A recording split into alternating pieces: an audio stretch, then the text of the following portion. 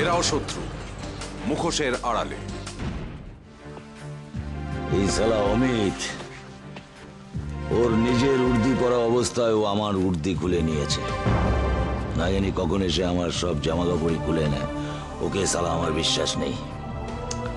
শুনুন এসপি সাহেব, আপনি ওই নিয়ে টেনশন করবেন না। এইবার কিছুই করবে না, কারণ সেই যুগ কিন্তু পেরিয়ে এসছে।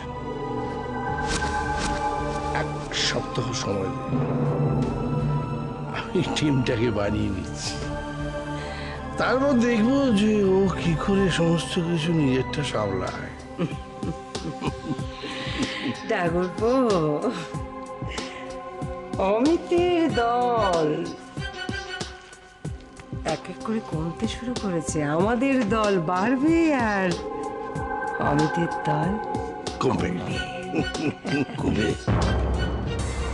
কি কমবে? কমবে নন্দিনী। নন্দিনীর জীবন রেখায় কালো দাগ পড়েছে। এ ফাঁড়া কাটিয়ে উঠতে পারবে বলে মনে হচ্ছে না। Dirty mind.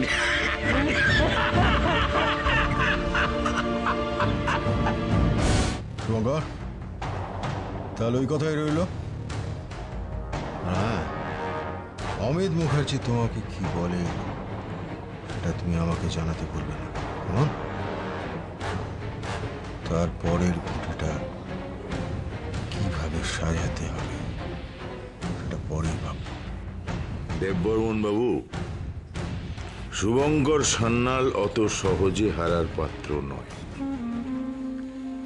হ্যাঁ, হয়তো একটু সময় বেশি লাগবে, কিন্তু ঠিক হয়ে যাবে। Okay, best of luck. Thank you.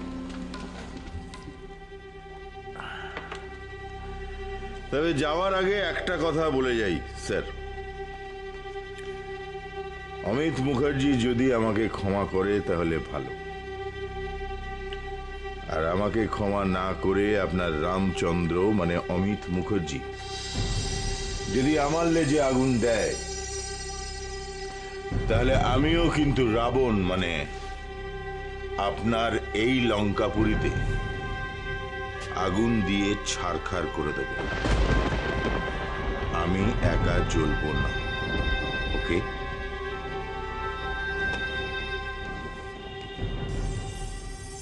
চলি স্যার।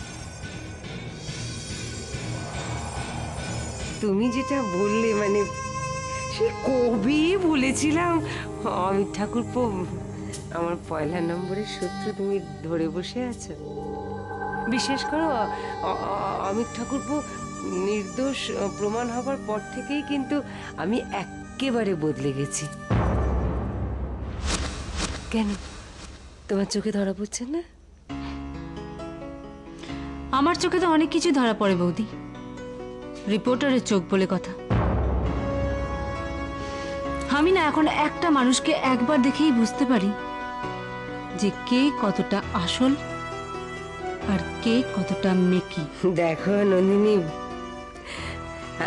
আমি তোমার সাথে সন্ধি করতে এলাম আর তুমি আমাকে কথা শোনাচ্ছ না। তোমার অবশ্য সে রাইট আছে। সত্যি তো আমি কত দোষ করেছি। ঠিক আছে, তোমার যা যা ইচ্ছে হবে আমাকে বলো না, আমি চুপ করে শুনবো। তুমি এইসব কাজ না করে বরঞ্চ অ্যাক্টিংটা জয়েন করো, কেমন? তুমি আমার সাথে ঠাট্টা করছো নন্দিনী? ঠাট্টা তো তুমিও করেছো বৌদি। কখনো তুমি সিমরানকে নিয়ে খেলেছো, কখনো আবার সেজ বৌদিকে দিয়ে জোর করে মিথ্যে কথাও বলিয়েছো। কিন্তু দেখো উপরওয়ালার খেল, তোমার স্কোর কিন্তু সেই জিরোই রয়ে গেল।